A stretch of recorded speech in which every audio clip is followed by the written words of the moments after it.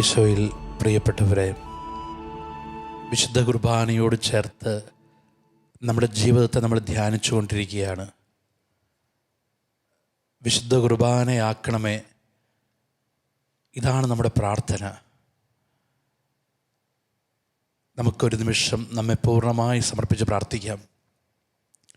പൗലോസ് ശ്ലീഹ പഠിപ്പിക്കുന്നുണ്ട്, ഞാനല്ല ക്രിസ്തു എന്നിൽ ജീവിക്കുന്നു, ഞാനല്ല ക്രിസ്തു എന്നിൽ ജീവിക്കുന്നു. നമുക്ക് ഈ വചനത്തിൻ്റെ അഭിഷേകമുണ്ടാകാൻ വേണ്ടി പ്രാർത്ഥിക്കാം. ക്രിസ്തു എന്നിൽ ജീവിക്കുന്നു എന്ന തിരിച്ചറിവിലേക്ക് പരിശുദ്ധാത്മാവ് ഈ മണിക്കൂറിൽ നമ്മെ നയിക്കട്ടെ. ക്രിസ്തു ഉള്ളിൽ ജീവിക്കുന്ന ജീവിതമായിട്ട് മാറിയ പരിശുദ്ധ അമ്മേ, ഞങ്ങളും ക്രിസ്തു ജീവിക്കുന്ന ജീവിതമായിട്ട് മാറാൻ, ക്രിസ്തുവിനെ കൊടുക്കുന്ന ജീവിതമായിട്ട് മാറാൻ അമ്മ പ്രാർത്ഥിക്കണമേ. നന്മ നിറഞ്ഞ മറിയമേ സ്വസ്തി, കർത്താവ് അങ്ങയോടുകൂടെ സ്ത്രീകളിൽ അങ്ങ് അനുഗ്രഹിക്കപ്പെട്ടവളാകുന്നു, അങ്ങയുടെ ഉദരത്തിൻ ഫലമായി ഈശോ അനുഗ്രഹിക്കപ്പെട്ടവനാകുന്നു. പരിശുദ്ധ മറിയമേ തമ്പുരാൻ്റെ അമ്മേ, പാപികളായ ഞങ്ങൾക്ക് വേണ്ടി ഇപ്പോഴും ഞങ്ങളുടെ മരണസമയത്തും തമ്പുരാനോട് അപേക്ഷിച്ചു കൊള്ളണമേ. ആമേൻ. പ്രിയപ്പെട്ടവരെ, നമ്മൾ ധ്യാനിക്കുന്ന വചനം ഗലാത്യക്കാർക്ക് എഴുതിയ ലേഖനം 2-ാം അധ്യായം 20-ാമത്തെ വചനമാണ്. ഞാൻ ക്രിസ്തുവിനോട് കൂടെ ക്രൂശിതനായിരിക്കുന്നു, ഇനിമേൽ ഞാനല്ല ക്രിസ്തുവാണ് എന്നിൽ ജീവിക്കുന്നത്. നമുക്കറിയാം, പിശാച് ഉൽപ്പത്തി പുസ്തകത്തിൽ പറഞ്ഞ ഒരു കാര്യം നമ്മൾ ധ്യാനിച്ചതാണ്. 3 കള്ളങ്ങൾ പിശാച് പറഞ്ഞു. അതിലൊരു കള്ളം ഇതായിരുന്നു, നിങ്ങൾ ഇത് ഭക്ഷിച്ചാൽ ദൈവത്തെ പോലെയാകും. ഈശോ പറയുന്നുണ്ട്, നിങ്ങളെ ദൈവങ്ങളെന്ന് ഞാൻ വിളിച്ചുവെന്ന് നിങ്ങളുടെ ഗ്രന്ഥത്തിലുണ്ടല്ലോ. പിശാച് പറഞ്ഞത് എന്താ? നിങ്ങൾ ഇത് ഭക്ഷിച്ചാൽ ദൈവത്തെ പോലെയാകും. മനുഷ്യൻ ദൈവത്തെ പോലെയാകാൻ ആഗ്രഹിച്ചു.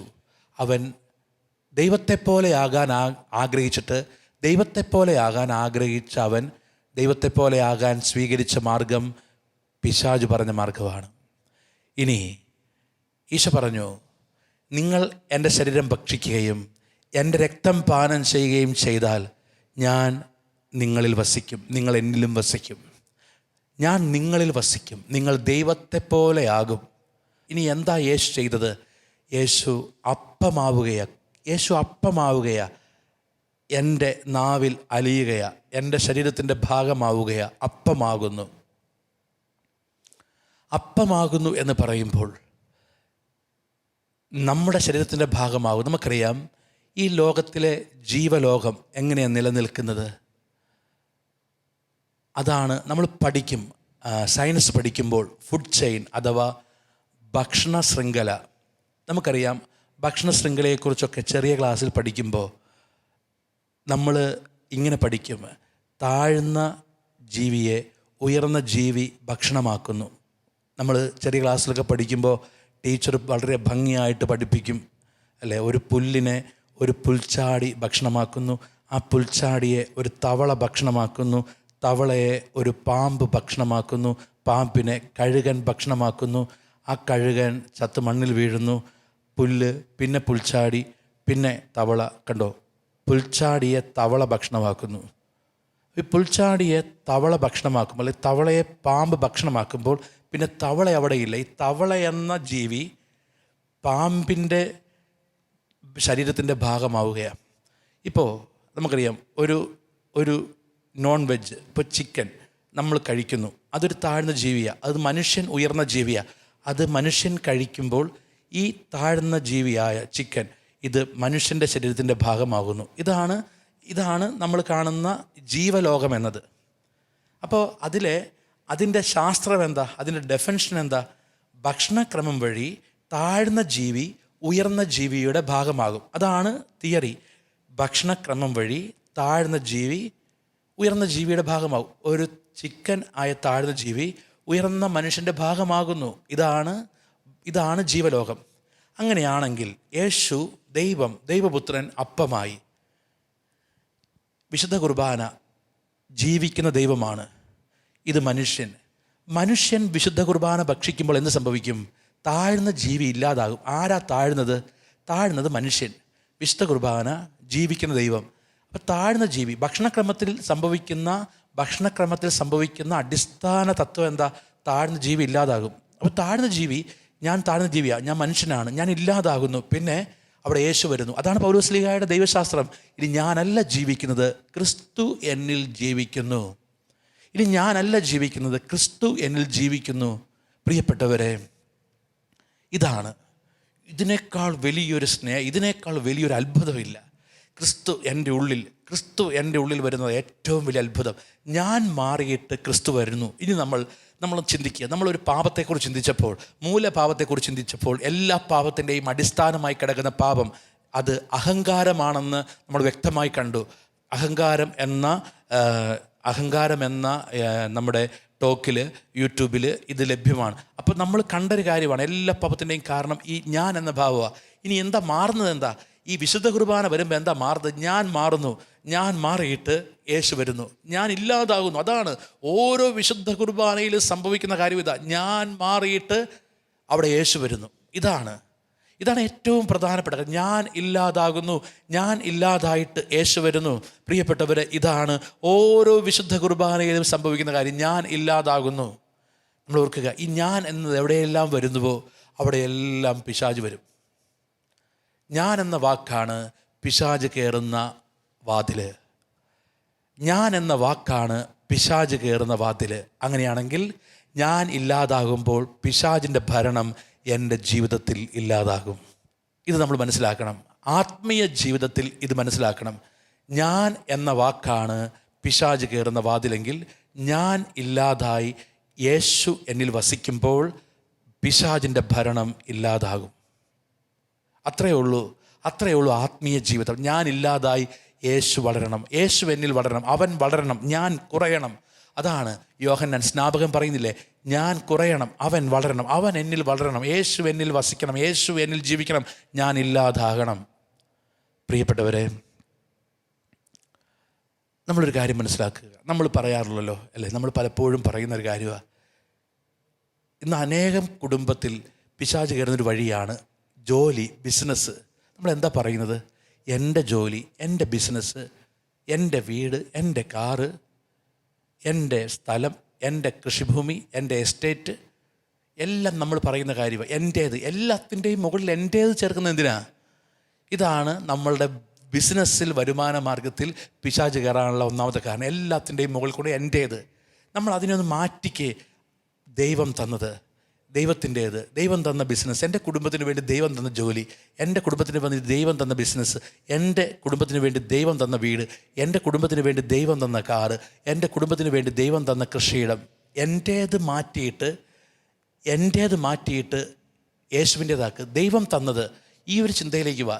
ദൈവം തന്ന ബിസിനസ്, ദൈവം തന്ന ജോലി, ദൈവം തന്ന കൃഷിയിടം, ദൈവം തന്ന വീട്. അപ്പോൾ എല്ലാത്തിനെയും നോക്കിയത് ദൈവത്തിൻ്റെ, യേശുവിൻ്റേതാണെന്ന് പറയാൻ പറ്റുന്നതല്ലേ ഏറ്റവും വലിയ അനുഗ്രഹം. പ്രിയപ്പെട്ടവർ, അപ്പോൾ ഒന്ന് നമ്മളുടെ വരുമാന മാർഗത്തിൽ ഈ മനസ്സ് നമ്മൾ സ്വീകരിക്കുക, എൻ്റേതല്ല യേശുവിൻ്റേത്. ഇത് പ്രധാനപ്പെട്ടൊരു കാര്യമാണ്, യേശുവിൻ്റേത്. അപ്പം നമുക്ക് എത്ര ചെറിയ വരുമാന മാർഗം ആയിക്കോട്ടെ, ഒറ്റ കാര്യം, എത്ര ചെറിയ വരുമാന മാർഗമാണെങ്കിലും ആ വരുമാന മാർഗത്തെ യേശുവിൻ്റെ കയ്യിൽ നിന്ന് സ്വീകരിച്ച്, യേശു തന്നതായിട്ട് സ്വീകരിച്ച്, അത് അനുഗ്രഹമായിട്ട് മാറും. എത്ര ചെറുതാണെങ്കിലും അനുഗ്രഹമായിട്ട് മാറും. അപ്പോൾ നമ്മുടെ വരുമാന മാർഗത്തിൽ, നമ്മുടെ ജോലി മേഖലയിൽ, നമ്മുടെ കുടുംബത്തിൻ്റെ മേഖലയിൽ പിശാച് ഇന്ന് കൈവയ്ക്കുന്ന ഒന്നാമത്തെ മേഖല എവിടെയാണ്? ജോബിൻ്റെ മേൽ പിശാച് കൈവച്ചത്, ജോബിൻ്റെ കുടുംബത്തിൽ ആദ്യം പിശാച് കൈവച്ചത് സാമ്പത്തിക മേഖലയിലാണ്. ഇന്ന് അനേകം കുടുംബങ്ങളിൽ പിശാച് കൈവയ്ക്കുന്നത് ഈ സാമ്പത്തിക മേഖലയിലാണ്. അതിൻ്റെ കാരണം നമ്മളെപ്പോഴും എൻ്റേത്, ഞാൻ അതിൻ്റെ പിന്നിൽ, അതിന് എൻ്റെ കീഴിലാണ്, എൻ്റെ തലയിലാണ്, ഇതെല്ലാം അല്ല.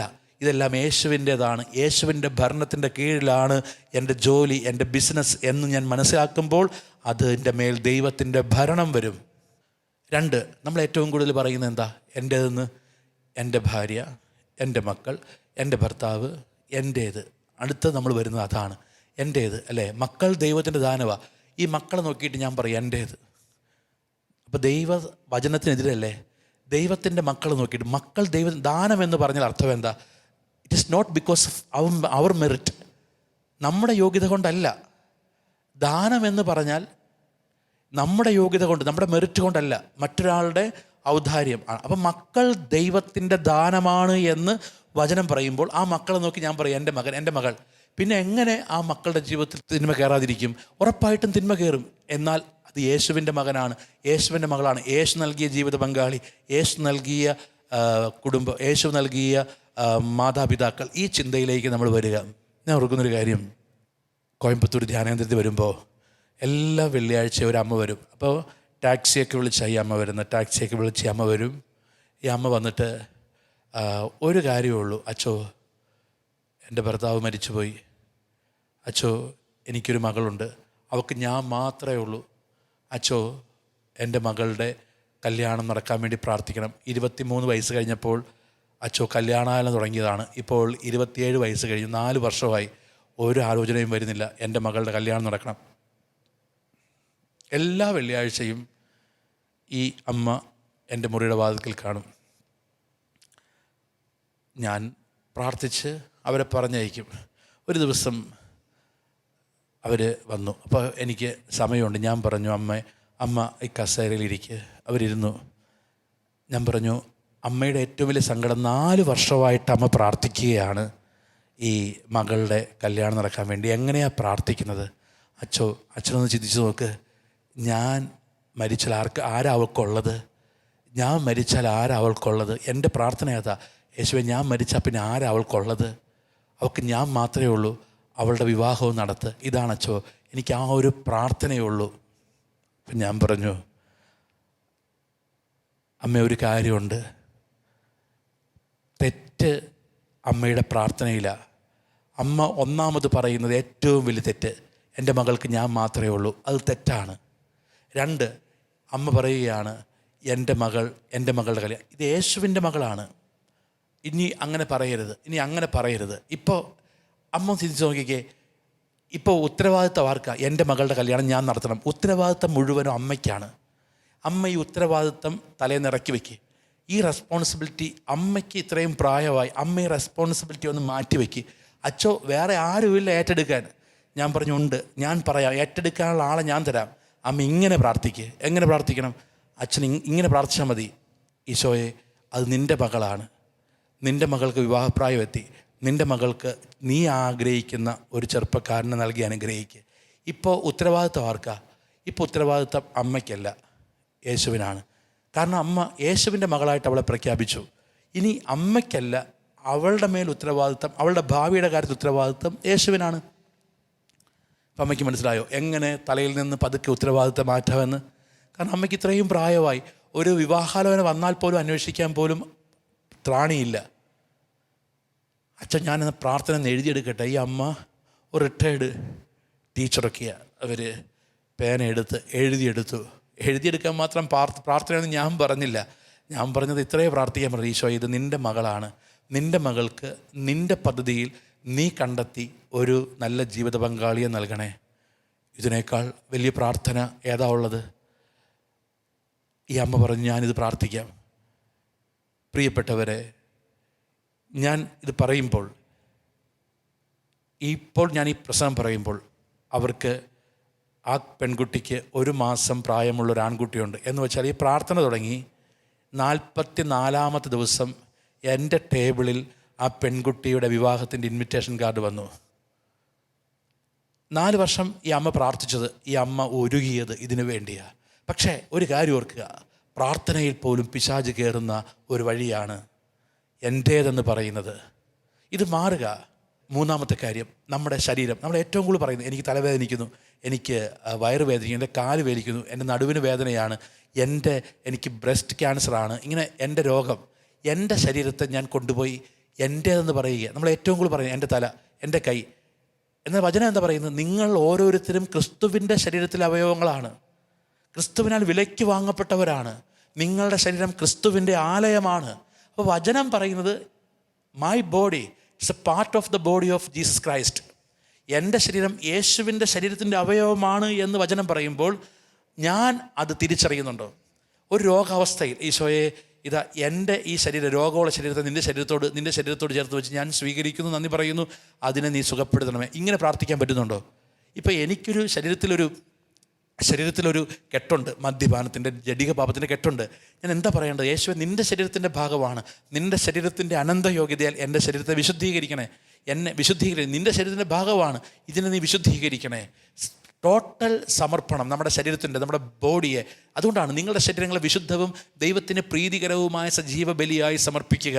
അപ്പോൾ നമ്മുടെ ശരീരം, നമ്മൾ ഏറ്റവും കൂടുതൽ പറയുന്നൊരു കാര്യമാണ്, നമ്മളെല്ലാവരും പറയുന്ന കാര്യം, എൻ്റെ തല, എൻ്റെ കാല്, എൻ്റെ കൈ, ഇത് മാറ്റുക, യേശുവിൻ്റേത്. അപ്പോൾ നമ്മൾ കൊണ്ടോ യേശു ജീവിക്കുന്നു. കാരണം ഞാൻ വിശുദ്ധ കുർബാന സ്വീകരിക്കുന്നൊരു വ്യക്തി യേശുവായിട്ട് മാറുന്നു.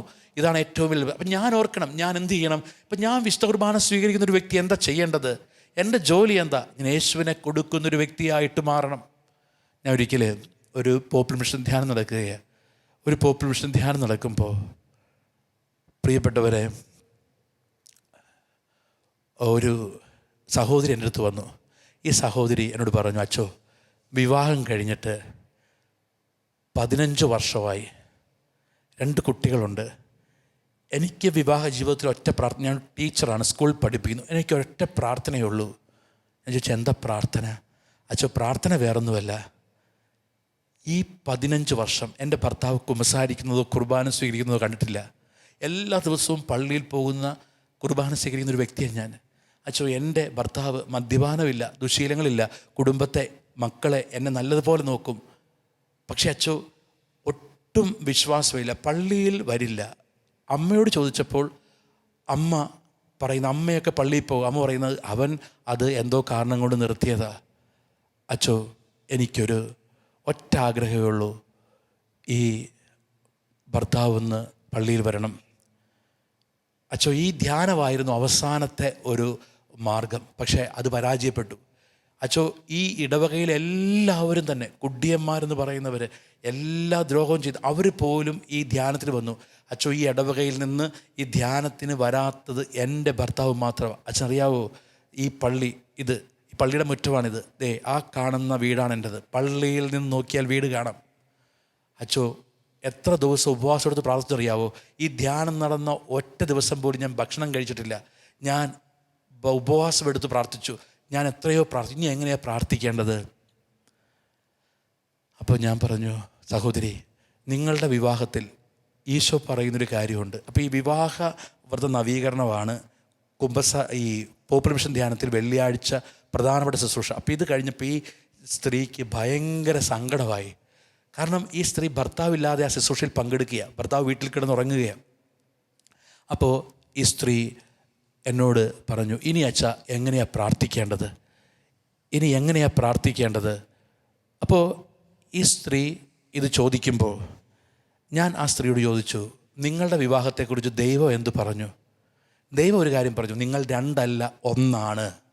അപ്പം ഞാൻ ഈ സഹോദരിയോട് ചോദിച്ചു, നിങ്ങൾ ഭർത്താവ് പള്ളിയിൽ വരുന്നില്ല എന്ന് പറഞ്ഞു, പക്ഷെ നിങ്ങൾ തമ്മിലുള്ള ദാമ്പത്യ ബന്ധം എങ്ങനെയാണ്? അച്ചോ, അതിനൊന്നും ഒരു കുറവുമില്ല, അതൊന്നും കുഴപ്പമില്ല, അതൊന്നും എനിക്ക് കംപ്ലൈൻ്റ് ഇല്ല. അപ്പോൾ ഞാൻ പറഞ്ഞു, നിങ്ങൾ തമ്മിൽ ഒരു വിവാഹ ജീവിതത്തിലെ ദാമ്പത്യ ബന്ധം, ശാരീരിക ബന്ധമുണ്ട്. അപ്പോൾ ചേച്ചി പറഞ്ഞത് എന്താ? എന്നോട് ആരംഭത്തിൽ എല്ലാ ദിവസവും പള്ളിയിൽ പോകും, കുർബാനയ്ക്ക് പങ്കെടുക്കും, അല്ലേ? അതെ. ഈ എല്ലാ ദിവസവും ഈശോ വരുന്ന ഈ ശരീരം ഒരിക്കൽ പോലും പള്ളിയിൽ പോകാത്ത, കുർബാന സ്വീകരിക്കാത്ത ഭർത്താവിന് കൊടുക്കുന്നുണ്ട്, അല്ലെങ്കിൽ ഭർത്താവുമായിട്ട് പങ്കിടുന്നുണ്ട്. In marriage sexuality is the part of sacrament. വിവാഹത്തിൽ ലൈംഗിക ബന്ധം എന്നത് സാക്രമെൻറ്റിൻ്റെ ഭാഗമാണ്. വിവാഹം ഒരു കൂദാശയാണെങ്കിൽ ആ കൂദാശയുടെ ഭാഗമായിട്ടാണ് സഭ എന്തിനെ കാണുന്നത്? വിവാഹത്തിലെ ലൈംഗിക ബന്ധത്തെ.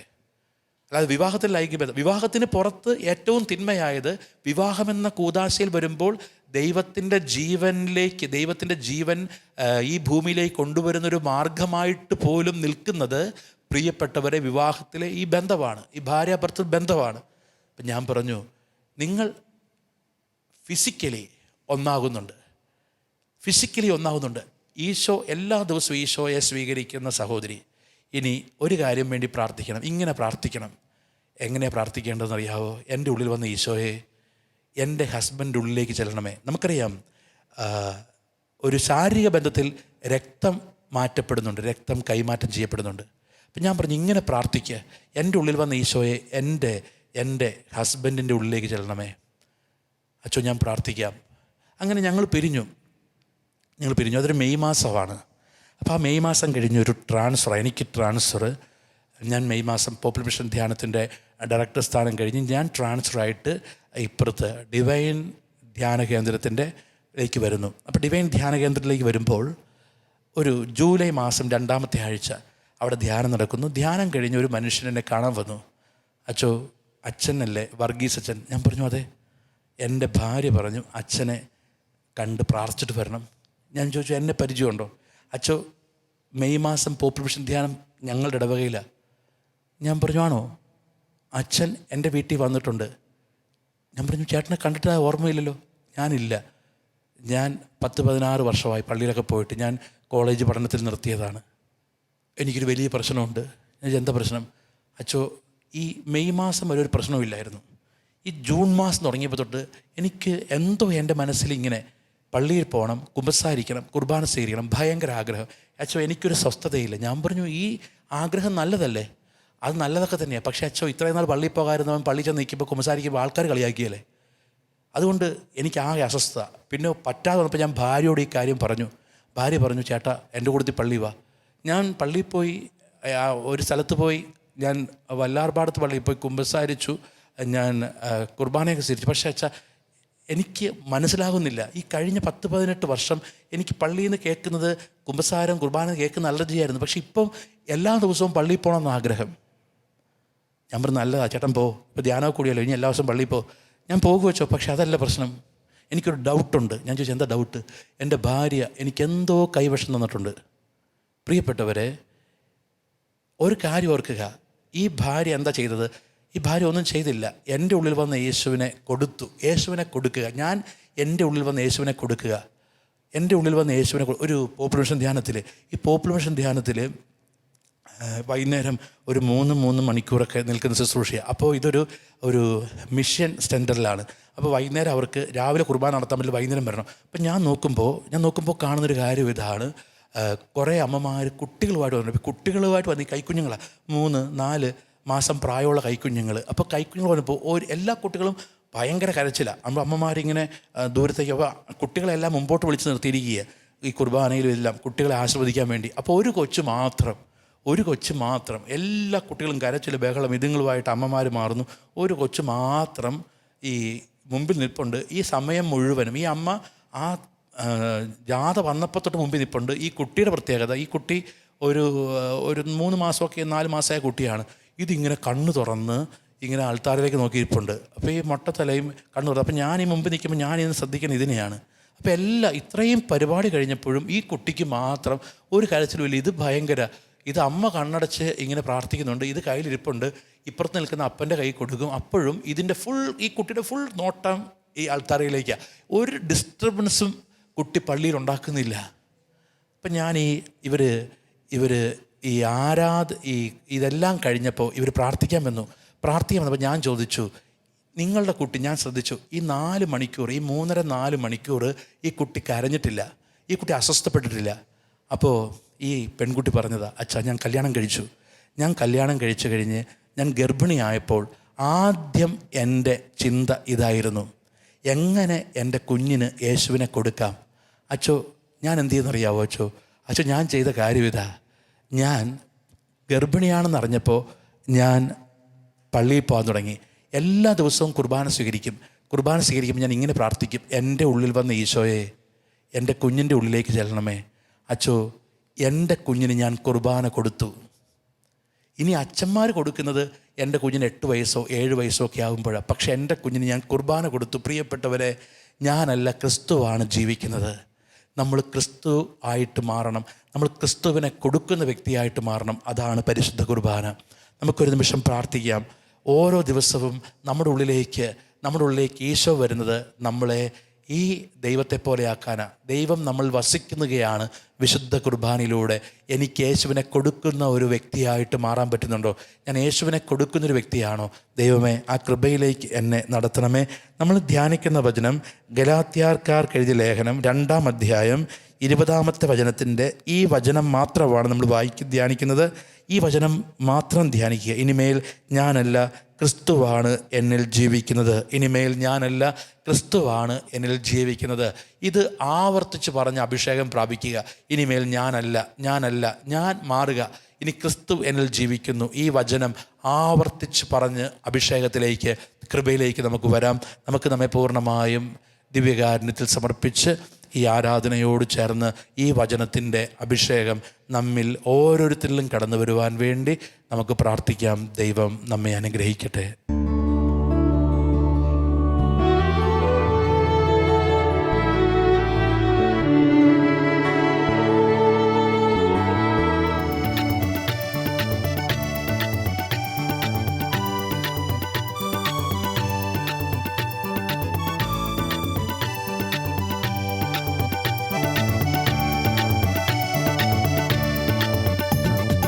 ആരാധിക്കുമ്പോൾ വിടുതൽ, ആരാധിക്കുമ്പോൾ സൗഖ്യം, ആരാധിക്കുമ്പോൾ വിടുതൽ, ആരാധിക്കുമ്പോൾ സൗഖ്യം. ദേഹം ദേഹി ആത്മാവിൽ സമാധാന സന്തോഷം ദാനമായി അവൻ നൽകിയിടും. ദേഹം ദേഹി ആത്മാവിൽ സമാധാന സന്തോഷം ദാനമായി അവൻ നൽകിയിടും. പ്രാർത്ഥിക്കാം ആത്മാവിൽ, ആരാധിക്കാം കർത്തനെ, നല്ലവൻ അവൻ വല്ലവൻ. പ്രാർത്ഥിക്കാം ആത്മാവിൽ, ആരാധിക്കാം കർത്തനെ, നല്ലവൻ അവൻ വല്ലവൻ. വിടുതൽ എന്നും പ്രാപിക്കാം, വിടുതൽ എന്നും പ്രാപിക്കാം. പ്രാർത്ഥിക്കാം ആത്മാവിൽ, ആരാധിക്കാം കർത്തനെ, നല്ലവൻ അവൻ വല്ലവൻ. പ്രാർത്ഥിക്കാം ആത്മാവിൽ, ആരാധിക്കാം കർത്തനെ, നല്ലവൻ അവൻ വല്ലവൻ. വിടുതൽ എന്നും പ്രാപിക്കാം, വിടുതൽ എന്നും പ്രാപിക്കാം. ആരാധിക്കുമ്പോൾ വിടുതൽ, ആരാധിക്കുമ്പോൾ സൗഖ്യം, ആരാധിക്കുമ്പോൾ വിടുതൽ, ആരാധിക്കുമ്പോൾ സൗഖ്യം. ദേഹം ദേഹി ആത്മാവിൽ സമാധാന സന്തോഷം ദാനമായി അവൻ നൽകിയിടും. ദേഹം ദേഹി ആത്മാവിൽ സമാധാന സന്തോഷം ദാനമായി അവൻ നൽകിയിടും. പരിശുദ്ധ പരമ ദിവ്യകാരുണ്യ ഈശോയ്ക്ക് എന്നേരവും ആരാധനയും സ്തുതിയും പുകഴ്ചയും ഉണ്ടായിരിക്കട്ടെ. പരിശുദ്ധ പരമ ദിവ്യകാരുണ്യ ഈശോയ്ക്ക് എന്നേരവും ആരാധനയും സ്തുതിയും പുകഴ്ചയും ഉണ്ടായിരിക്കട്ടെ. പരിശുദ്ധ പരമ ദിവ്യകാരുണ്യ ഈശോയ്ക്ക് എന്നേരവും ആരാധനയും സ്തുതിയും പുകഴ്ചയും ഉണ്ടായിരിക്കട്ടെ. ഒരു നിമിഷം നമ്മളെ പൂർണ്ണമായി ദിവ്യകാരുണ്യത്തോട് ചേർത്ത് വയ്ക്കാം. കഴിഞ്ഞ മണിക്കൂറിൽ നമ്മൾ കേട്ട വചനം നമ്മിൽ ഓരോരുത്തരിലും അഭിഷേകമായിട്ട് മാറട്ടെ. വിശുദ്ധ കുർബാനയിലെ ഈശോ നമ്മിൽ ഓരോരുത്തരിലും കടന്നു വരട്ടെ. നമുക്ക് പ്രാർത്ഥിക്കാം. ഒരു നിമിഷം കഴിഞ്ഞ മണിക്കൂറുകളിൽ നമ്മൾ കേട്ട വചനം അനേകം വ്യക്തികളിൽ, കുടുംബത്തിൽ അഭിഷേകമായിട്ട് മാറുവാൻ, ആ വചനത്തിൻ്റെ അഭിഷേകം വഴി നമ്മളുമായി ബന്ധപ്പെട്ടതെല്ലാം യേശുവിൻ്റേതായിട്ട് മാറുവാൻ കൃപ നൽകണമേ എന്ന് പ്രാർത്ഥിച്ചുകൊണ്ട് നമുക്ക് ഈശോയെ സ്തുതിച്ച് ആരാധിച്ച് പ്രാർത്ഥിക്കാം. ഹല്ലേലൂയ, ഹല്ലേലൂയ, ഹല്ലേലൂയ. യേശുവേ ആരാധന, ആരാധന, ആരാധന, ആരാധന, ആരാധന, ആരാധന, ആരാധന, ആരാധന. യേശുവേ ആരാധന, ആരാധന, ആരാധന, ആരാധന, ആരാധന, ആരാധന, ആരാധന, ആരാധന. യേശുവേ ആരാധന, ആരാധന, ആരാധന, ആരാധന, ആരാധന,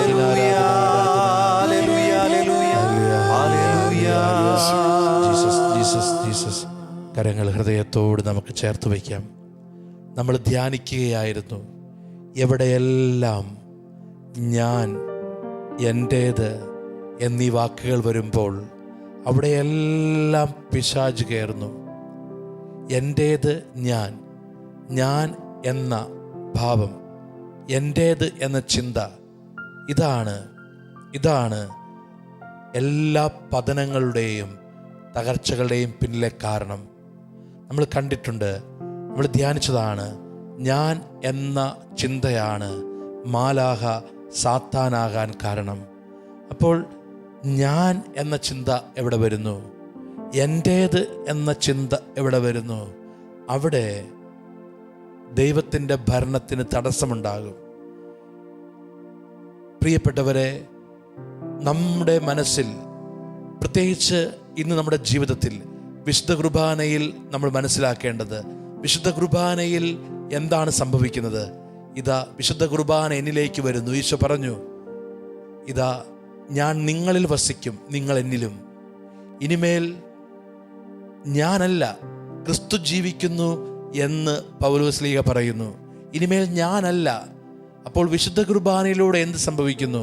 വിശുദ്ധ കുർബാന എന്നിലേക്ക് വരുമ്പോൾ, ഞാൻ വിശുദ്ധ കുർബാന സ്വീകരിക്കുമ്പോൾ ഞാൻ ഇല്ലാതാകുന്നു, യേശു നമ്മളിൽ വസിക്കുന്നു, യേശു നമ്മൾ ജീവിക്കുന്നു. ഇതാ യേശു മൂലം നമ്മൾ ജീവിക്കുന്നു, നമ്മൾ ഇല്ലാതാകുന്നു. അതിനാൽ പ്രിയപ്പെട്ടവരെ, നമ്മിൽ ഏറ്റവും കൂടുതൽ തിന്മ കടന്നു വരുന്ന വഴി, തിന്മ നമ്മുടെ ജീവിതത്തെ ഭരിക്കുന്ന വഴി ഈ ഞാൻ എന്ന ഈ ചിന്തയാണ്, ഈ സെൽഫ് സെൻറ്റേർഡ്നെസ് ആണ്. ഞാൻ എൻ്റേത് എന്നെവിടെയെല്ലാം നമ്മൾ പറയുന്നുവോ, വചനം പറയുന്നുണ്ട്, എല്ലാം ദൈവത്തിൻ്റെ ദാനമാണ്, എല്ലാം ദൈവത്തിൻ്റെ ദാനമാണ്, എല്ലാം ദൈവത്തിൻ്റേതാണ്. എന്നാൽ അതിൻ്റെ എല്ലാം മുമ്പിൽ ഞാൻ എൻ്റേത് എന്ന് നമ്മൾ ചേർക്കുമ്പോൾ അവിടെയെല്ലാം ദൈവത്തിൻ്റെ ഭരണം നഷ്ടപ്പെടും. എവിടെയെല്ലാം ദൈവത്തിൻ്റെ ഭരണം നഷ്ടപ്പെടുന്നുവോ അവിടെയെല്ലാം തിന്മയുടെ ഭരണം വരും. എൻ്റെ മക്കൾ, എൻ്റെ ബിസിനസ്, എൻ്റേത് എന്ന് മാത്രം ഞാൻ പറയുന്നിടത്ത് ദൈവത്തോട് ചേർത്തല്ലാതെ എന്തിനെയൊക്കെ നമ്മൾ കാണുന്നുവോ അവിടെയെല്ലാം പിശാചിൻ്റെ ഭരണം വരും. മക്കളെ ദൈവത്തോട് ചേർത്ത് കണ്ടില്ല എങ്കിൽ, ജീവിത പങ്കാളിയെ ദൈവത്തോട് ചേർത്ത് വെച്ച് കണ്ടില്ല എങ്കിൽ, ബിസിനസ്സിനെ, ജോലിയെ ദൈവത്തോട് ചേർത്ത് വെച്ച് കണ്ടില്ല എങ്കിൽ, നമ്മുടെ ശരീരത്തെ യേശുവിൻ്റെ ശരീരത്തോട് ചേർത്ത് വെച്ച് കണ്ടില്ല എങ്കിൽ, എവിടെയെല്ലാം നമ്മൾ ദൈവത്തോട് ചേർത്ത് വെച്ച്, യേശുവിനോട് ചേർത്ത് വെച്ച് നമ്മുടെ ജീവിതത്തെ കാണാതെ പോകുന്നുവോ അവിടെയെല്ലാം പ്രിയപ്പെട്ടവരെ തിന്മയുടെ ഭരണം വരും. അപ്പോൾ അടിസ്ഥാനപരമായിട്ട് നമ്മൾ ചെയ്യേണ്ടത് എല്ലാത്തിനെയും, എല്ലാ നന്മകളെയും, എല്ലാ അനുഗ്രഹങ്ങളെയും, നമ്മുടെ ജീവിതത്തിലെ സർവ്വതിനെയും യേശുവിനോട് ചേർത്ത് വെച്ച് നമ്മൾ കാണാൻ പഠിക്കുക. അതുകൊണ്ടാണ് വചനം പറയുന്നത്, നിങ്ങളുടെ ശരീരത്തെ വിശുദ്ധവും ദൈവത്തിന് പ്രീതികരവുമായ സജീവ ബലിയായി എല്ലാ കാര്യങ്ങളെയും ബലിപീഠത്തിൽ നിന്ന് നമ്മൾ സ്വീകരിക്കുക. പ്രിയപ്പെട്ടവരെ, അപ്പോൾ അതെല്ലാം അനുഗ്രഹമാകും. ഒരു നിമിഷം നമുക്ക് കരങ്ങൾ ഉയർത്താം. കരങ്ങൾ ഉയർത്തുമ്പോൾ എല്ലാ കാര്യങ്ങളെയും ദൈവത്തോട് ചേർത്ത് വെച്ച് നമ്മൾ കാണുക. എല്ലാ നന്മകളെയും, ഞാൻ താമസിക്കുന്ന വീട്, ഞാൻ സഞ്ചരിക്കുന്ന വാഹനം, ഞാൻ ജോലി ചെയ്യുന്നിടം, എൻ്റെ ബിസിനസ്, എല്ലാം എവിടെയെല്ലാം ഞാൻ നിൽക്കുന്നുവോ, എവിടെയെല്ലാം നിൽക്കുന്നു അതെല്ലാം യേശുവിൻ്റേതാണ്. ജോലി യേശു നൽകിയതാണ്, ബിസിനസ് യേശു നൽകിയതാണ്, വീട് യേശു നൽകിയതാണ്, വാഹനം യേശു നൽകിയതാണ്, മക്കൾ ദൈവത്തിൻ്റേതാണ്, ജീവിത പങ്കാളി യേശുവിൻ്റെ തെരഞ്ഞെടുപ്പാണ്. അപ്പോൾ എന്തെല്ലാം നമുക്കുണ്ടോ അതെല്ലാം യേശുവിൻ്റേതാണ്. എന്തെല്ലാം നമ്മുടെ ജീവിതത്തിലുണ്ടോ അതെല്ലാം ദൈവത്തോട്, യേശുവിനോട് ചേർത്ത് വെച്ച് നമ്മൾ സ്വീകരിക്കുമ്പോൾ അതിലെല്ലാം ദൈവത്തിൻ്റെ ഭരണം കടന്നു വരും. ഒരു നിമിഷം നമുക്ക് കരങ്ങൾ ഉയർത്താം. ദൈവത്തിൻ്റെ ഭരണം കടന്നു വരട്ടെ. ഈ നിമിഷം നമ്മുടെ ജീവിതത്തിലെല്ലാം യേശുവിൻ്റേതായിട്ട് മാറട്ടെ. അന്ധകാര ശക്തിയുടെ ഭരണം, ഞാനെന്ന ചിന്ത, എൻ്റേതെന്ന ചിന്ത യേശുവെ മാറി നമ്മുടെ ജീവിതത്തിലെ എല്ലാ കാര്യങ്ങളുടെയും മേൽ യേശുവിൻ്റെ ഭരണം, യേശുവിൻ്റെ അധികാരം കടന്നു വരുവാൻ വേണ്ടി ഞങ്ങൾ സ്തുതിച്ച് പ്രാർത്ഥിക്കുന്നു. യേശുവേ ആരാധന, ആരാധന, ആരാധന. ഹല്ലേലൂയ, ഹല്ലേലൂയ, ഹല്ലേലൂയ, ഹല്ലേലൂയ, ഹല്ലേലൂയ, ഹല്ലേലൂയ. യേശുവേ ആരാധന, ആരാധന, ആരാധന. യേശുവേ ഞങ്ങൾ അങ്ങേ ആരാധിക്കുന്നു, സ്തുതിക്കുന്നു. ഹല്ലേലൂയ, ഹല്ലേലൂയ, ഹല്ലേലൂയ, ഹല്ലേലൂയ. സ്നേഹമാം ദൈവമേ, നീ എന്നിൽ അനുദിനവും വളരേണമേ, ഞാനോ കുറയേണമേ. സ്നേഹമാം ദൈവമേ, നീ എന്നിൽ അനുദിനവും വളരേണമേ, ഞാനോ കുറയേണമേ. നാഥാ നീ മാറ്റേണമേ, യേശുവേ എന്നെ നീ മാറ്റേണമേ. മാറ്റേണമേ, അങ്ങേതായി മാറ്റേണമേ. നാഥാ നീ മാറ്റേണമേ, എന്നെ നീ മാറ്റേണമേ, പൂർണ്ണമായി മാറ്റേണമേ, അങ്ങേതായി മാറ്റേണമേ, അങ്ങേതായി മാറ്റേണമേ. 3 മേഖലകളിലാണ് കൂടുതൽ എൻ്റേത് എന്ന് ഞാൻ പറയുന്നത്. ഒന്ന്, നമ്മളേറ്റവും കൂടുതൽ എൻ്റേത് എന്ന് പറയുന്നത് നമ്മുടെ ജോലി, ബിസിനസ്, വരുമാനമാർഗം, വീട്, കൃഷിയിടം. കാരണം എൻ്റെ വീടിൻ്റെ ഡോക്യുമെൻ്റ് ഇത് എൻ്റെ പേരിലാണ്, എൻ്റെ കാറിൻ്റെ ഡോക്യുമെൻ്റ് എൻ്റെ പേരിലാണ്, എൻ്റെ ബിസിനസ് സ്ഥാപനത്തിൻ്റെ അധികാരം എൻ്റെ പേരിലാണ്. സ്വാഭാവികമായിട്ട് എൻ്റേത് എന്ന് നമ്മൾ പറഞ്ഞു പോകും. പക്ഷേ ഇവിടെയാണ് നമ്മൾ ചിന്തിക്കേണ്ടത്. ജോബിൻ്റെ ജീവിതത്തിൽ ആദ്യം പിശാച് കൈവയ്ക്കുന്നത് ജോബിൻ്റെ സമ്പത്തിൻ്റെ മേലാണ്.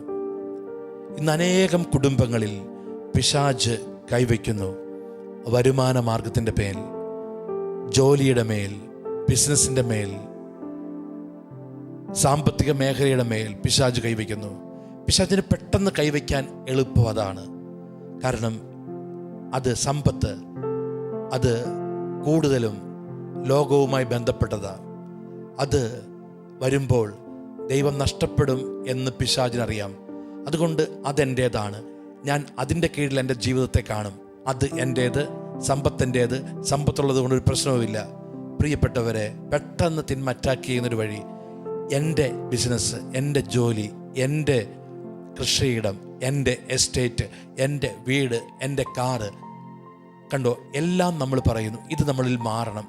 യേശുവേ, ഇപ്പോഴുള്ള എൻ്റെ ബിസിനസ്, ഇപ്പോഴുള്ള എൻ്റെ ജോലി, ഇപ്പോഴുള്ള എൻ്റെ കൃഷിയിടം, ഇപ്പോഴുള്ള എൻ്റെ വീട്, ഇപ്പോഴുള്ള എൻ്റെ കാറ്, അതെല്ലാം യേശുവേ നിൻ്റേതാണ്. നമുക്ക് സമർപ്പിക്കാം, നമുക്ക് യേശുവിനെ കൊടുത്ത് പ്രാർത്ഥിക്കാം. നമ്മുടെ വരുമാന മാർഗം യേശു നൽകിയതാണ്.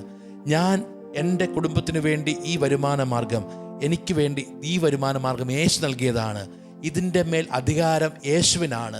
യേശുവിൻ്റെ അധികാരം നമ്മൾ ഏറ്റുപറയുക. നമ്മുടെ വരുമാന മാർഗത്തിൻ്റെ മേൽ, നമ്മുടെ ജോലിയുടെ മേൽ, നമ്മുടെ വീടിൻ്റെ മേൽ, നമ്മുടെ കാറിൻ്റെ മേൽ, നമുക്ക് എന്തെല്ലാം സൗകര്യമുണ്ടോ അതിൻ്റെ എല്ലാം ഓണർ, അതിൻ്റെ എല്ലാം ഉടമസ്ഥൻ, അതിൻ്റെ എല്ലാം അധികാരം യേശുവിന് നമ്മൾ കൊടുക്കുക. യേശുവിൻ്റേതാണെന്ന് നമ്മൾ ഏറ്റുപറയുക. നമുക്ക് പ്രാർത്ഥിക്കാം. വരുമാന മാർഗത്തെ, നമ്മളുമായി ബന്ധപ്പെട്ട എല്ലാ കാര്യങ്ങളെയും യേശുവിൻ്റേതായിട്ട് മാറട്ടെ. യേശുവിൻ്റേതായിട്ട് മാറാൻ ഉള്ള കൃപ ലഭിക്കുവാൻ ആഗ്രഹിച്ച് നമുക്ക് സ്തുതിച്ച് പ്രാർത്ഥിക്കാം. യേശുവേ ആരാധന, ആരാധന, ആരാധന. ഹല്ലേലൂയ, ഹല്ലേലൂയ, ഹല്ലേലൂയ. യേശുവേ ആരാധന, ആരാധന, ആരാധന. ഹല്ലേലൂയ, ഹല്ലേലൂയ, ഹല്ലേലൂയ, ഹല്ലേലൂയ. യേശുവേ ആരാധന, ആരാധന, ഹല്ലേലൂയ. എല്ലാം എല്ലാം നിന്റെ ദാനം, യേശുവേ എല്ലാം എല്ലാം നിന്റെ ദാനം, എല്ലാം എല്ലാം നിന്റെ ദാനം, എല്ലാം എല്ലാം നിന്റെ ദാനം. നേടിയതൊന്നുമില്ല, എല്ലാം അപ്പാ നിന്റെ ദാനം. നേടിയതൊന്നുമില്ല, എല്ലാം അപ്പാ നിന്റെ ദാനം. നേടിയതൊന്നുമില്ല, എല്ലാം അപ്പാ നിന്റെ ദാനം.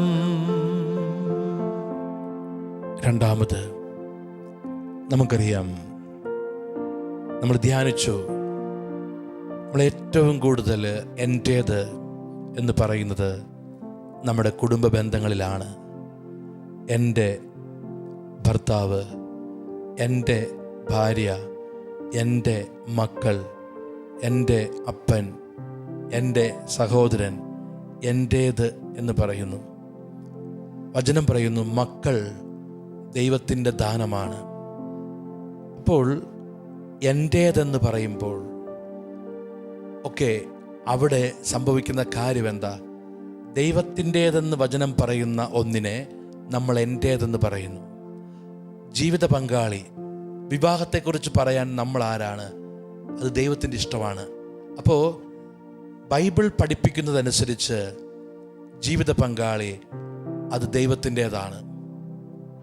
നമ്മളുടെ ചോയ്സ് അല്ല. നമ്മുടെ മാതാപിതാക്കൾ നമ്മളുടെ ചോയ്സ് അല്ല. ഇവർ എൻ്റെ സഹോദരങ്ങളായിരിക്കണമെന്നത് ഞാൻ തീരുമാനമെടുത്തത് കൊണ്ട് ഉണ്ടായതല്ല. ഇവർ എൻ്റെ മാതാപിതാക്കളാകണമെന്നത് എൻ്റെ തീരുമാനത്തിൽ വന്ന ഒന്നല്ല. എൻ്റെ ഡിസിഷൻ, എൻ്റെ ചോയ്സ്, ഇതിന് ബന്ധമില്ല. ഇന്നവർ എൻ്റെ മാതാപിതാക്കളാകണം, അതെൻ്റെ ഡിസിഷനോ എൻ്റെ ചോയ്സോ എൻ്റെ തീരുമാനത്തിലോ എൻ്റെ തിരഞ്ഞെടുപ്പിലോ പെട്ടതല്ല. എന്നാൽ നമ്മൾ പലപ്പോഴും പറയുന്നത് എൻ്റേത്. തീർച്ചയായിട്ടും ബന്ധങ്ങൾ ശരിയാണ്. എന്നാൽ നമ്മുടെ കുടുംബത്തിലെ ഓരോ ബന്ധങ്ങളെയും യേശുവിനോട് ചേർത്ത് വെച്ച് കാണുക. യേശുവിനോട് ചേർത്ത് വെച്ച് കാണുക. യേശു തന്നതായിട്ട് കാണുക. എനിക്കെങ്ങനെ യേശുവിനെ കൊടുക്കുവാൻ സാധിക്കും? യേശു എന്നിൽ വിശുദ്ധ കുർബാനയായിട്ട് വരുന്നു.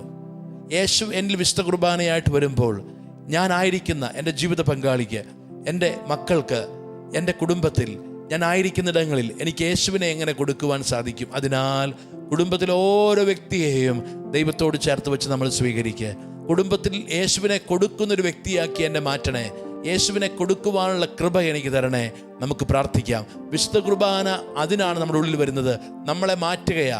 ഞാനല്ല, ഇനി ക്രിസ്തു എന്നിൽ ജീവിക്കുന്നു. അപ്പോൾ എൻ്റെ വാക്ക്, എൻ്റെ പ്രവൃത്തി എല്ലാം ക്രിസ്തുവിനോട് ചേർന്നതാകണം, ക്രിസ്തുവിനെ കൊടുക്കുന്നതായിട്ട് മാറണം. ഈ അഭിഷേകത്തിന് വേണ്ടി നമുക്ക് പ്രാർത്ഥിക്കാം. ഒരു നിമിഷം നമ്മുടെ കുടുംബ ബന്ധങ്ങളെ പൂർണ്ണമായും സമർപ്പിച്ച് നമുക്ക് ഈശോയെ സ്തുതിച്ച് പ്രാർത്ഥിക്കാം. ഹല്ലേലൂയ, ഹല്ലേലൂയ, ഹല്ലേലൂയ. യേശുവേ ആരാധന, ആരാധന, ആരാധന.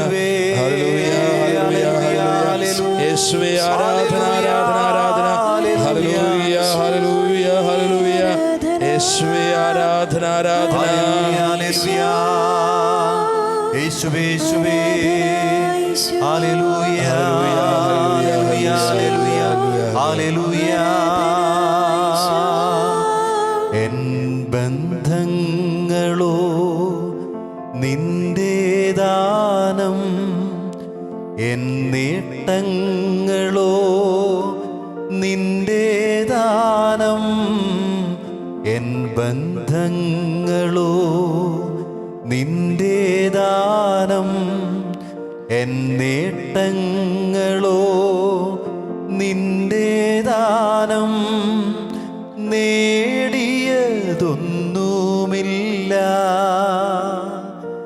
എല്ലാം അപ്പാ നിന്റെ ദാനം. നേടിയതൊന്നുമില്ല,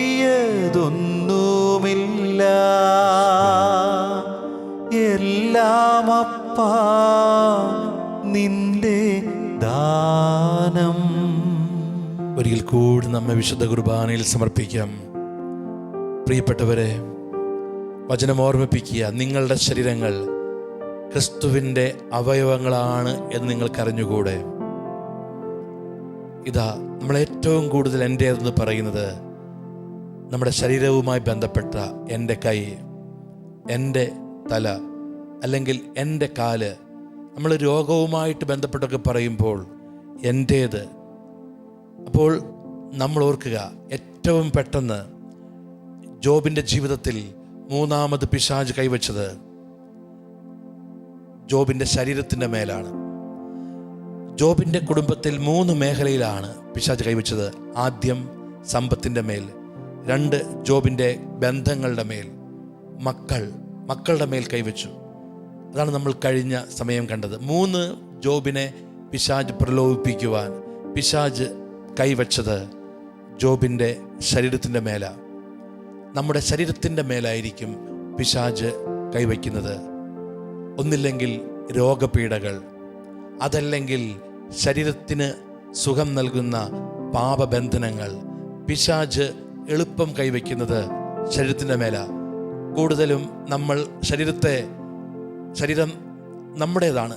ഈവൻ ശരീരത്തിൻ്റെ കാര്യത്തിൽ നമുക്കൊരു സ്വകാര്യത പോലുമുണ്ട്. നമ്മുടെ സമ്പത്ത് മറ്റുള്ളവർ കാണുന്നു, നമ്മുടെ ബന്ധങ്ങൾ മറ്റുള്ളവർ കാണുന്നു. ശരീരത്തിൽ നമുക്കൊരു സ്വകാര്യത പോലുമുണ്ട്. അതുകൊണ്ട് തന്നെ ശരീരത്തിലെ പല സന്തോഷങ്ങളും പല സുഖങ്ങളും ഒരു സ്വകാര്യതയുടെ ആവരണം നമ്മൾ അണിയാറുണ്ട്. കാരണം പിശാച് നമ്മളെ കൂടുതൽ പ്രലോഭിപ്പിക്കുന്നത് സ്വകാര്യതയിൽ പാപം ചെയ്യുവാനാണ്. സ്വകാര്യതയിൽ ആരും അറിയുന്നില്ല പാപം. അതാണ് സ്വകാര്യതയിൽ നമ്മൾ മോശമാവുക, മലിനമാവുക. അത് കൂടുതലും ആ അറ്റാക്ക് നമ്മൾ അനുഭവിക്കുന്നത് ശരീരത്തിലാണ്. വളരെ എക്സ്റ്റേണലി നമ്മൾ വളരെ ഭംഗിയായി കാണിക്കുമ്പോഴും സ്വകാര്യത ചീത്തയാകുന്നു. അത് പിശാചിൻ്റെ ടാർഗറ്റാണ്. നമ്മുടെ ശരീരത്തെ സമർപ്പിച്ച് പ്രാർത്ഥിക്കുക. നമ്മുടെ ശരീരം വിശുദ്ധീകരിക്കപ്പെടട്ടെ യേശുവിൻ്റെ ശരീരത്തോട്. അതുകൊണ്ട് ഇനി ഞാനല്ല, ക്രിസ്തു എന്നിൽ ജീവിക്കുന്നു. അതുകൊണ്ട് നിങ്ങളുടെ ശരീരങ്ങളെ വിശുദ്ധവും ദൈവത്തിന് പ്രീതികരവുമായ സജീവ ബലിയായി അർപ്പിക്കുക. ഇതാകണം യഥാർത്ഥമായ ആരാധന. അപ്പോൾ വചനം പറയുകയാണ്, ഞാൻ നിങ്ങളിൽ വസിക്കും. ഈ വചനത്തിൻ്റെ അഭിഷേകം നമ്മുടെ ശരീരത്തെ സമർപ്പിക്കുക. പ്രത്യേകിച്ച് ഏതെങ്കിലും രോഗങ്ങളുണ്ടെങ്കിൽ യേശുവിൻ്റെ ശരീരത്തോട് ചേർത്ത് വെച്ച് അത് സുഖപ്പെടാൻ വേണ്ടി പ്രാർത്ഥിക്കുക. എൻ്റെ ജീവിതത്തിൽ, എൻ്റെ ശരീരത്തിൽ ഏതെങ്കിലും ബന്ധനങ്ങൾ, ലഹരിയുടെ, മദ്യത്തിൻ്റെ, ജഡിക പാപത്തിൻ്റെ ബന്ധനങ്ങളുണ്ടെങ്കിൽ യേശുവിനോട് ചേർത്ത് വെച്ച്, യേശുവിൻ്റെ ശരീരത്തോട് ചേർത്ത് വെച്ച്, യേശുവിൻ്റെ ശരീരമാണെന്ന് ഏറ്റു പറഞ്ഞുകൊണ്ട് അതിൽ നിന്ന് വിടുതൽ സ്വീകരിക്കാൻ വേണ്ടി പ്രാർത്ഥിച്ച് ഈ അഭിഷേകം നമ്മിൽ കടന്നു വരുവാൻ വേണ്ടി നമുക്ക് സ്തുതിച്ച് പ്രാർത്ഥിക്കാം. ആരാധന, ആരാധന, ആരാധന. ഹല്ലേലൂയ, ഹല്ലേലൂയ, ഹല്ലേലൂയ, ഹല്ലേലൂയ. യേശുവേ ആരാധന, യേശുവേ ആരാധന.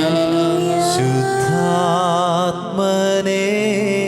കഴുകണേ, ആരക്തത്താലൻ കറകളെ. ശുദ്ധാത്മനെ കഴുകണേ, ആരക്തത്താലൻ കറകളെ. നിന്നാത്മാവാൽ നിൻ സ്നേഹത്താൽ നിറയ്ക്കണേ, എന്നെ പണിയണേ. നിന്നാത്മാവാൽ നിൻ സ്നേഹത്താൽ നിറയ്ക്കണേ, എന്നെ പണിയണേ. നിന്നാത്മാവാൽ നിൻ സ്നേഹത്താൽ നിറയ്ക്കണേ, എന്നെ പണിയണേ. ഈശോയുടെ ആശീർവാദം സ്വീകരിക്കുവാൻ വേണ്ടി നമ്മൾക്ക് ഒരുങ്ങുമ്പോൾ ഗലാത്യക്കാർക്ക് ലേഖനം 2:20 ഉള്ള വചനം, ഇനിമേൽ ഞാനല്ല, ക്രിസ്തു എന്നിൽ ജീവിക്കുന്നു. ഇനിമേൽ ഞാനല്ല ജീവിക്കുന്നത്, ക്രിസ്തുവാണ് എന്നിൽ ജീവിക്കുന്നത്. ഈ വചനം ആവർത്തിച്ചു പറഞ്ഞ് നമ്മൾ അഭിഷേകം പ്രാപിക്കുക. ഇനിമേൽ ഞാനല്ല എന്നിൽ ജീവിക്കുന്നത്, ക്രിസ്തുവാണ് എന്നിൽ ജീവിക്കുന്നത്. നാം ക്രിസ്തുവിനെ ധരിച്ചിരിക്കുന്നു. ഇനിമേൽ ഞാനല്ല ജീവിക്കുന്നത്, ക്രിസ്തു എന്നിൽ ജീവിക്കുന്നു. ഈ വചനം പറഞ്ഞ് നമ്മൾ അഭിഷേകം പ്രാപിക്കുക. ഈ വചനം പറഞ്ഞ് നമ്മൾ അഭിഷേകത്തിലേക്ക് വരിക. നമ്മുടെ നിയോഗങ്ങൾ സമർപ്പിക്കുന്ന സമയമാണ്. നമ്മുടെ കുടുംബത്തിൻ്റെ നിയോഗങ്ങൾ സമർപ്പിക്കുക. കുടുംബത്തിൻ്റെ നിയോഗങ്ങൾ സമർപ്പിച്ച് പ്രാർത്ഥിക്കുക. പ്രത്യേകിച്ച് നമ്മൾ ഇതുവരെ ആരെങ്കിലും ഇനിയും കുമ്പസാരിക്കുവാനൊക്കെ ഉണ്ടെങ്കിൽ കുമ്പസാരിച്ച് പ്രത്യേകിച്ച് ഇന്ന് അതിനുള്ള സമയം കണ്ടെത്തുക. ഏറ്റവും കൂടി പോയാൽ നാളെ ഒരു പൂർണ്ണ നല്ല കുമ്പസാരം നടത്തി നമ്മളെ തന്നെ വിശുദ്ധീകരിച്ച് യേശുവിൻ്റേതായിട്ട് നമ്മൾ മാറട്ടെ. നമ്മുടെ ബുദ്ധി, നമ്മുടെ ചിന്ത, നമ്മുടെ മനോഭാവങ്ങൾ, നമ്മുടെ ശരീരം, ഇതെല്ലാം യേശുവിൻ്റേതായിട്ട് മാറട്ടെ. അതിന് നല്ലൊരു കുമ്പസാരത്തിന് വേണ്ടി ഒരുങ്ങി കുമ്പസാരം നമ്മുടെ കുടുംബത്തിലെല്ലാവരും നടത്തി എന്നുറപ്പിക്കുവാനുള്ള ഒരു ദിവസം അത് ശ്രദ്ധിക്കുക. നമുക്ക് നമ്മുടെ നിയോഗങ്ങൾ സമർപ്പിച്ച് ഈശോയുടെ ആശീർവാദം സ്വീകരിച്ച് പ്രാർത്ഥിക്കാം. ഹല്ലേലൂയ, ഹല്ലേലൂയ. യേശുവേ, ആരാധന. സ്നേഹമാം ദൈവമേ, നീ എന്നിൽ അനുദിനവും വളരേണമേ, ഞാനോ കുറയേണമേ. സ്നേഹമാം ദൈവമേ, നീ എന്നിൽ അനുദിനവും വളരേണമേ, ഞാനോ കുറയണമേ. പരിശുദ്ധ പരമാ ദിവ്യകാരുണ്യീശോയ്ക്ക് എന്നേരവും ആരാധനയും സ്തുതിയും പുകഴ്ചയും ഉണ്ടായിരിക്കട്ടെ. പരിശുദ്ധ പരമാ ദിവ്യകാരുണ്യീശോയ്ക്ക് എന്നേരവും ആരാധനയും സ്തുതിയും പുകഴ്ചയും ഉണ്ടായിരിക്കട്ടെ. നിത്യം സ്തുതിക്ക് യോഗ്യനായ പരിശുദ്ധ പരമാ ദിവ്യകാരുണ്യീശോയ്ക്ക് എന്നേരവും ആരാധനയും സ്തുതിയും പുകഴ്ചയും ഉണ്ടായിരിക്കട്ടെ. ഇന്നത്തെ വചനം ഗലാത്തിയ 2:20. ഇനിമേൽ ഞാനല്ല ജീവിക്കുന്നത്, ക്രിസ്തുവാണ് എന്നിൽ ജീവിക്കുന്നത്.